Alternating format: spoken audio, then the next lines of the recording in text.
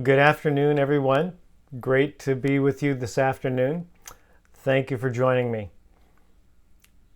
We are 1 week away from classes beginning. Yep, that's right. Next Wednesday, the 26th, classes are beginning. So here's a little information about classes and about the fall.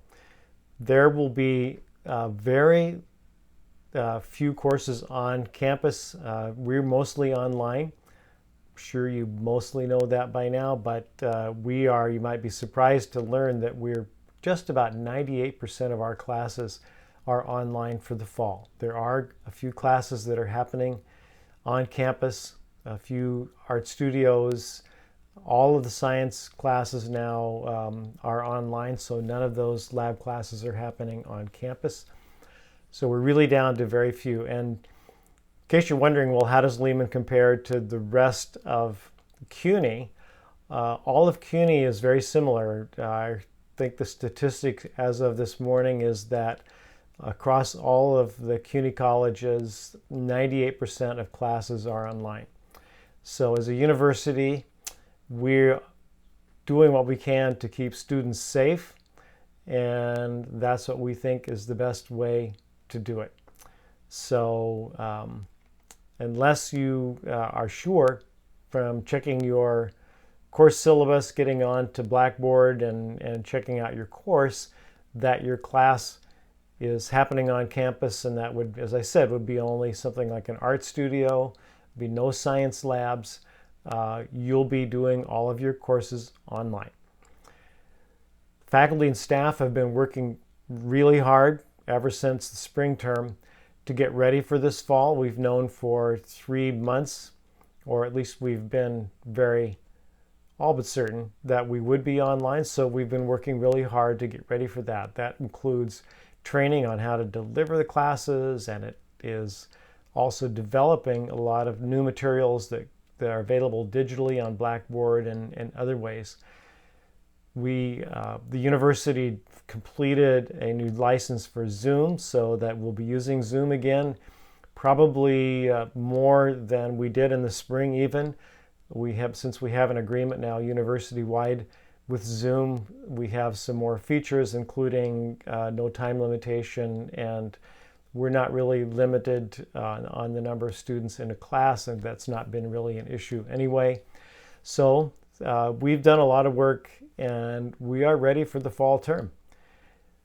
If you are a student that is concerned about getting access to your classes because you may not have a laptop, or you're concerned about, even if you have a laptop, you're concerned about having access to your courses because you don't have a great Wi-Fi connection, you need to go onto our college website, and if you go there and you look for virtual services, you can find it right on the main page, the main college page.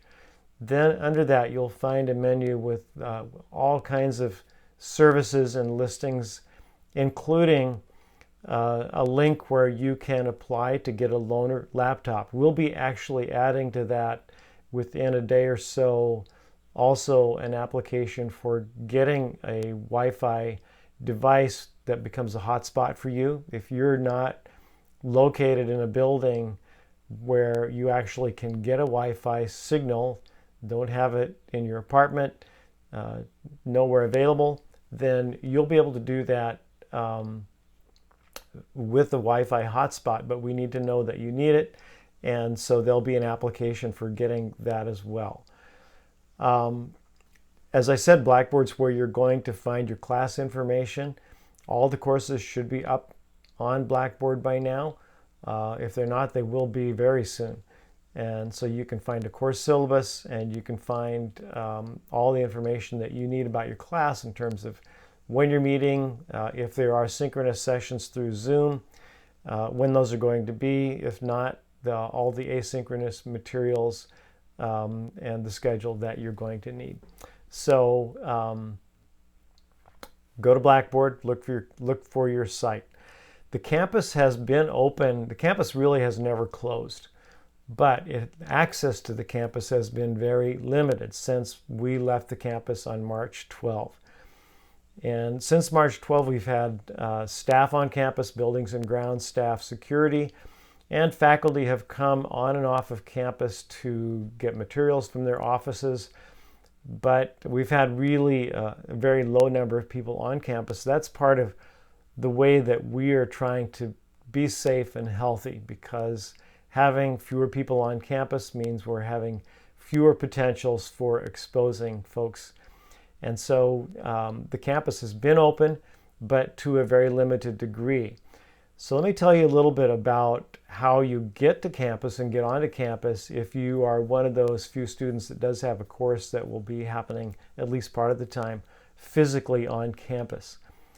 There is a training that is required. Everyone that comes to campus has to do a training that's on Blackboard.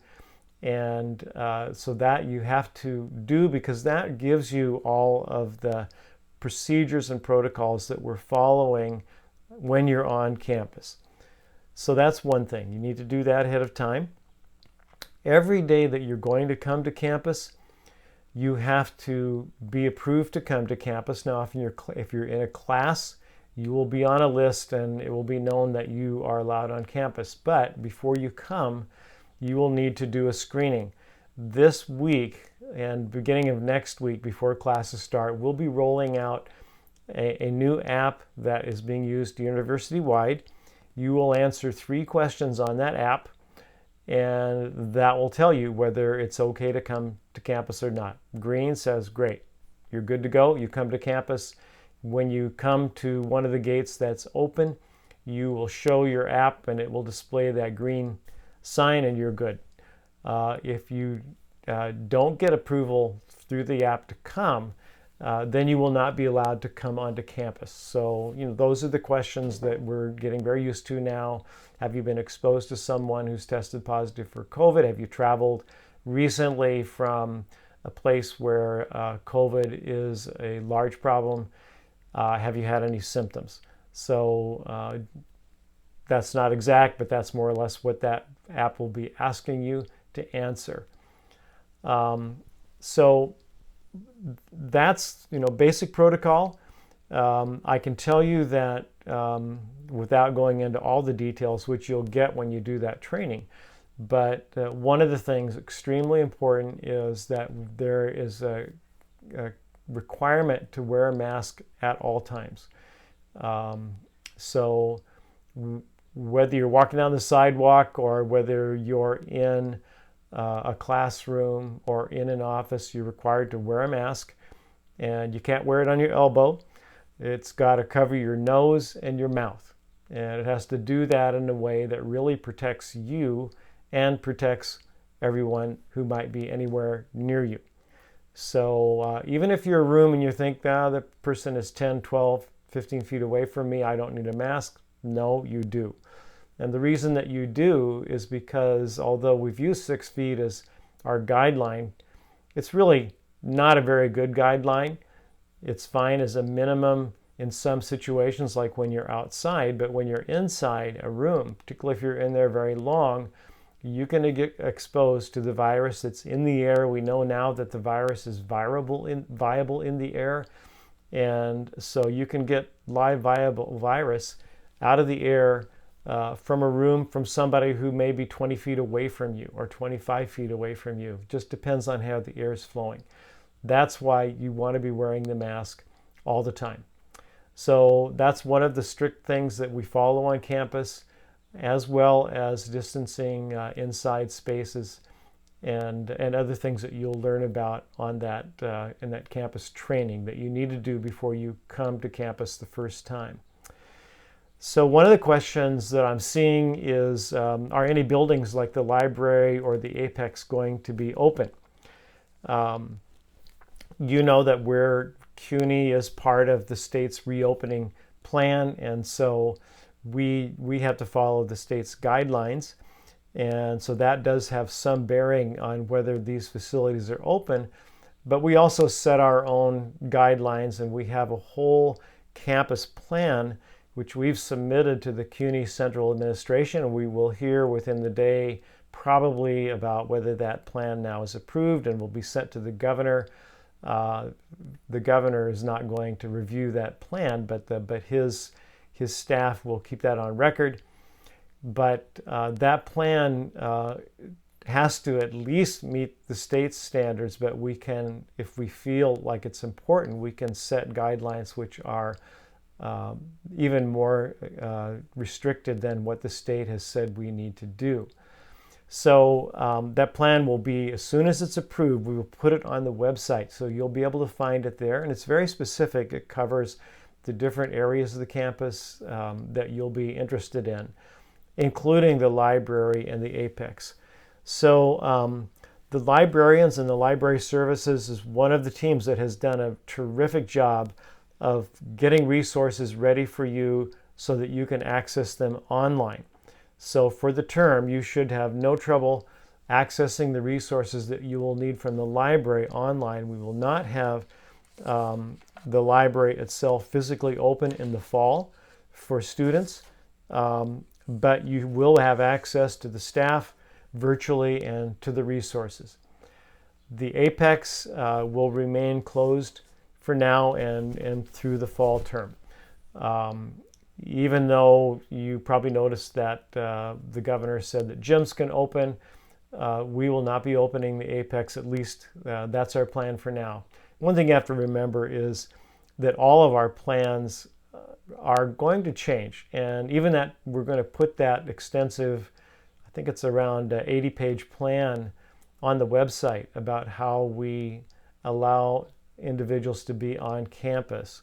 That plan will change. So you'll be notified when there are significant changes to it, but it will change. And it's possible if something unexpectedly good happens that we may be able to relax some of these things. But for now, the library will not be open, but the services will be available. And that's really going to be the case for other services that we have, whether it's services that are a registrar or other kinds of services that you need to access.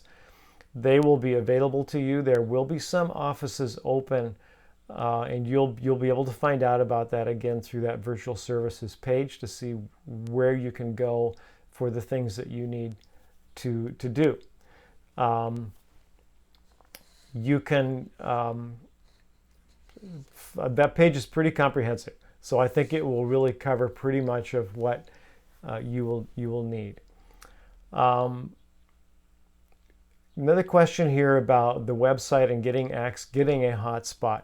And let me just repeat that if you're someone who needs a hotspot or you know someone else who does, there will be a form to fill out, just like we have a form for getting a loaner laptop or iPad. And that form will be up. It's almost completed. It will be up very soon. I would say it'll be up by this week. And so then you can put in an application to get a hotspot. And again, it'll be a loaner, just like the laptops that students have. And so you'll be able to hopefully, by using a hotspot, have the kind of access that you need to keep up with your courses and to do well throughout the fall term.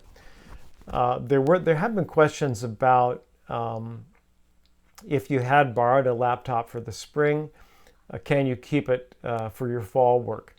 And the answer to that is yes. If you're registered for the fall and you have a loaner laptop that you borrowed for the spring term, you can continue to use that laptop. The same would be true if you did that for the summer term. You hadn't done it for the spring, but you did it for the summer term.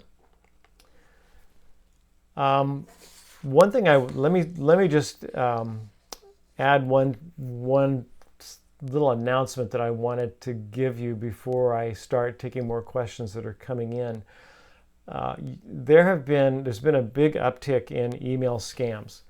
They've gone to students, they've gone to faculty, and they've gone to staff. But please be aware of these. These scams coming to students really started increasing in March. I've had a number of students contact me. The college has had a number of students contact about them and ask about them. Unfortunately, some students have responded to these. A lot of times they're offers of doing online work with with very kind of unrealistic amounts of money that you can earn. In the end, they're going to seek personal information, or ask you to transfer money to them, which you definitely should not do. They sometimes use a personal email address, could be a Gmail address at times, or they may use a compromised student account. But the thing that you need to remember is if they're asking you for money, if they're asking you to give information, you shouldn't give it. Even if it seems like it's somewhat legitimate, don't do it. What you should do if you're being contacted about something like that is independently go on the web, look for the legitimate organization, look for their contact information, and contact them and ask them about what you've been offered to find out if it's real or not, or if it appears to be something coming from the university or the college. Just independently find either the phone number or the email address that's on the official college website or university website and use that as a way to contact. We don't want anybody or any more students, faculty, or staff to be taken in by these scams. So let me go to some more questions that have been coming in. So there've been questions about contacting offices like admissions and the availability of the admissions office. The bot doesn't seem to be able to answer all the questions that are asked, and we know that's true. You know, the bot is very useful, but the bot is learning and is still learning how to answer questions. It will continue to do that, but it certainly doesn't have an answer to every question that needs to be answered. The staff in admissions is doing everything they can to respond quickly to questions that come in, and I know they're working very hard. So I think what you need to do is hang in there, try to be patient while they get back to you. This is a particularly intense week, and next week will be a very intense week for admissions in particular. And some of the other offices as they're trying to take care of students that are planning to start their term on Wednesday, the 26th.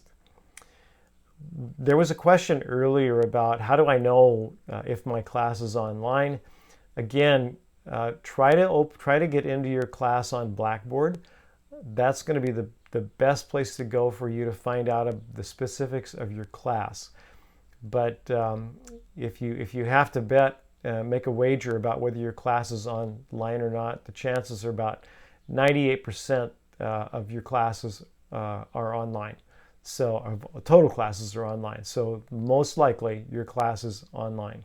So what you need to do then is you need to find out about it, find out when it's meeting, whether there are synchronous sessions that are happening, or if it's all asynchronous, or it's some kind of a mix of those things. Now, here's a really good question. What will the spring 2021 term look like? Will there be a virtual commencement again? So we can't really say for what the spring term is going to be like, but just looking at what is happening with the spread of the pandemic and the way that it's ongoing, and the concerns in New York, even though New York is really where you want to be right now as opposed to April, New York is certainly one of the safest places in the country in terms of the spread of COVID-19 right now. Nonetheless, if we don't have a vaccine that's been widely disseminated, or at the minimum, much better therapeutics, and I think both of those are unlikely in time for the spring term to be really different. So I think what we're counting on is the spring term will probably look a lot like the fall term, and not expecting that we will have substantial number of classes on campus. Now it's possible, because we're going to be learning as we move into the fall term. We'll learn a lot about what can we really manage on campus, how can we keep it safe, And it may be that even though there may not be a larger change in the pandemic, that it's still a threat, we may find that there are things that we can do later on that we can't do now. The analogy that I've been using is it's a little like a valve. We're opening it up a little bit. We'll see what we can handle on campus to keep it safe, to feel confident that nothing will get out of control, that we won't set up a situation where somebody's in danger. And if we find that that works, and then we find something else that seems really important, like it would be best if we could have it happening on campus in person, we may try that and see how that goes. And so slowly work our way to a place where we can have the maximum amount of activity on campus that's safe. And that's what we'll do. Safety is always going to stay first, but then we want to make classes, and we want to make the services to students work the best we possibly can make them. So that's what we'll be trying to do. And so I expect that things will change as we move into the fall. They'll change outside of us, things that we can't control, and then the things that we can control inside of us, we will change as we can, and we'll adapt, and we'll keep watching and seeing what's happening and what the results are. One of the questions that has come up is around refunds, and so wanted to tell you a little bit about that. Just one is to alert you. This is something that really is always the case at CUNY. If you're registered for a course and you want to get a full refund, you have to withdraw before classes begin. The first week of classes, there's a declining amount of refund. So you want to be careful and watch that. There have been requests for refunds for the spring term, and the position of CUNY has been that we finished the term and classes were finished, not always optimally, we know that. But we did manage to do that, and the university's not in a position to either refund or reduce tuition. One thing I encourage you to do, last week we put on the web some explanation about tuition and fees, and trying to clarify what it is that, first of all, what are the costs for the college to offer the courses that it does and the services that it provides, and then what is the value. And just to summarize very quickly, but I encourage you to go on the web and read that.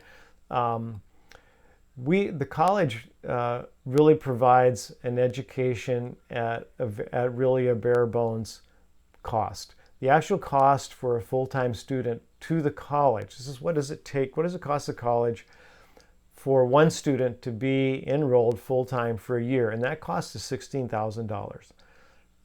Most of that cost is paid by the state, the city, and the federal government. And it's really mostly the state. And the state does that through its direct funding of the college. And then it also does that by funding students' tuition through the TAP program, Tuition Assistance Program. CUNY-wide, students, all students, that's resident students, non-resident students, undergraduates and graduates together, all of them together, through tuition, pay about 20% of the university's budget.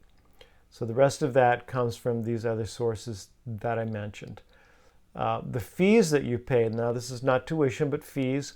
For CUNY, students pay tech fees, and I think it's pretty understandable why tech fees are even more important right now when we're so reliant on technology to offer courses, to offer services online, and we keep adding to this, and we're trying to add more software as we find tools that really are helpful. So our costs in those areas have actually gone up, and tech fee doesn't pay all of that, but it helps to pay some of those costs. But there are other costs that tech fee pays, that student fees pay for, that are direct student services that are happening virtually, and to some degree will be happening on campus as well, but all of those are ongoing. So most of the fees that students pay are for things that we are continuing to offer because they're really important to offer. Things like services to veterans, disability services, and so on. So there are lots of different services that are ongoing through the year and that we're continuing. We have staff that is offering those services and continuing to offer them. So, but if you want a fuller explanation, go on the web and look that up. A little write-up about tuition and fees. Because the college, let me just throw one more thing in here just to kind of give you a little perspective on tuition and fees. You know, there's a huge range across the country in what colleges spend. And as I just said, for us, for Lehman College, is about $16,000 per year.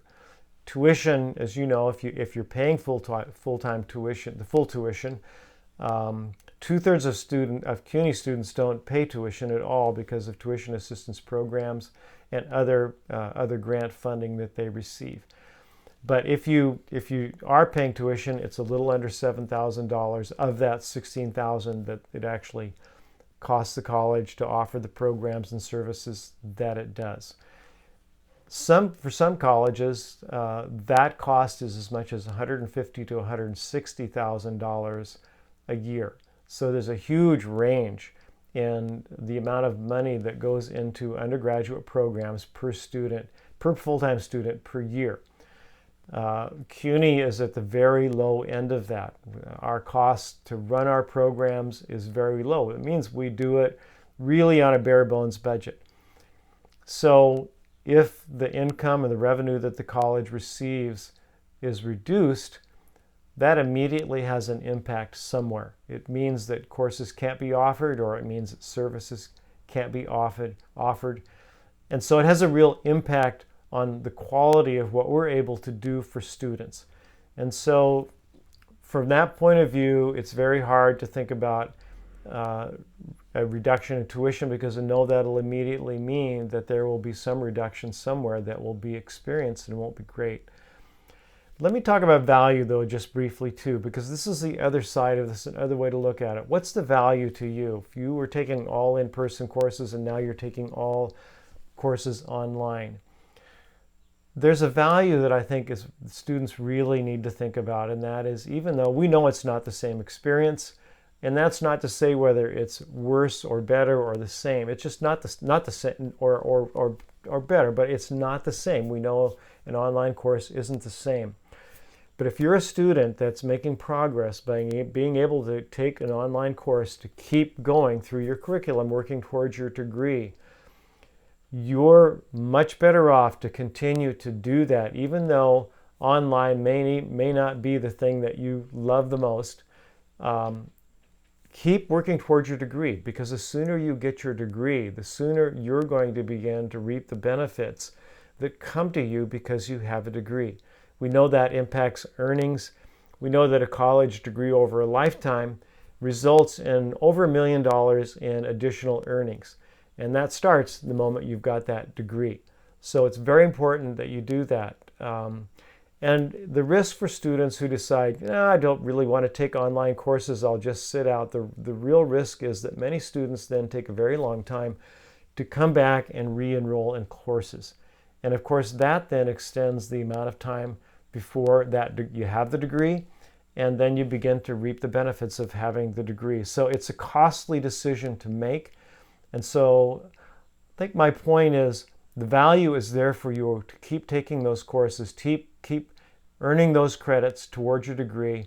That's the value that you're going to get in that degree when you finish. Don't delay doing that. Keep doing it. Keep working with your online classes and keep moving forward. And to circle back to what I said at the beginning, your professors, your instructors have been working very hard to make that experience work for you, and they will continue to. They will continue to train through the fall term. They will continue to develop materials through the fall term. And so that's to your benefit, and it's a real credit to their dedication to their students and to their success and to keeping their momentum towards earning their degree. So I see that we're out of time. 30 minutes goes very quickly. I want to thank you again for being on this. We will continue these sessions as long as we're able to. We'll be doing it once a week. And so again, if you have questions, send them in ahead of time. Then we can be sure that we're prepared for it. But otherwise, I'll really try to catch your questions that are coming in during this session. So everybody have a good afternoon, and thanks again for being here.